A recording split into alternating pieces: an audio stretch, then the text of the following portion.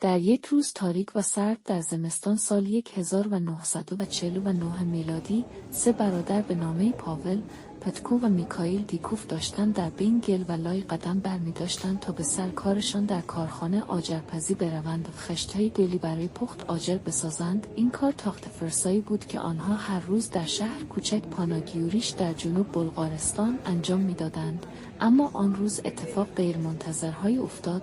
بعد از برداشتن یک توده گل از عمق 3 متری زمین، درخششی خیره کننده آشکار شد. درخشش انبوهی از اشیا مختلف که علاوه بر جنس طلاییشان، ظرافتی خارق‌العاده و حیرت‌انگیز در ساخت آنها به کار رفته بود. برادران دیکوف موضوع را به مقامات اطلاع دادند. بعد از اینکه باستانشناسان این مجموعه از اشیا را بررسی کردند، معلوم شد که این گنجینه متعلق به یکی از پادشاهان قلمرو تراکی باستان است، حکومتی که در جنوب شرق اروپا و در سرزمین‌های امروزی بلغارستان و رومانی گسترده بود.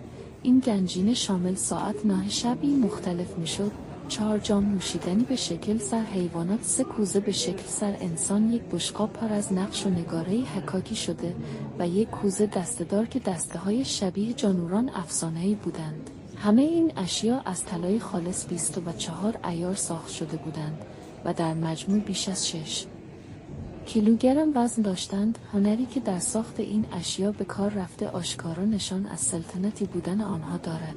باستانشناسان احتمال زیادی می‌دهند که این گنجینه متعلق به شاه سیوت بوده باشد که حدود 2300 سال قبل بر قلمرو تراکی حکومت می‌کرد. این گنجینه که جایگاه اصلی آن در موزه ملی بلغارستان است، از زمان کشف تا به امروز در موزه‌های مختلفی در سراسر جهان به نمایش درآمده و حیرت و شگفتی بینندگان را به دنبال داشته است. با دیدن عکس‌های این گنجینه نیز می‌شود تا حد زیادی به مهارت و هنر سازندگان آن پی برد.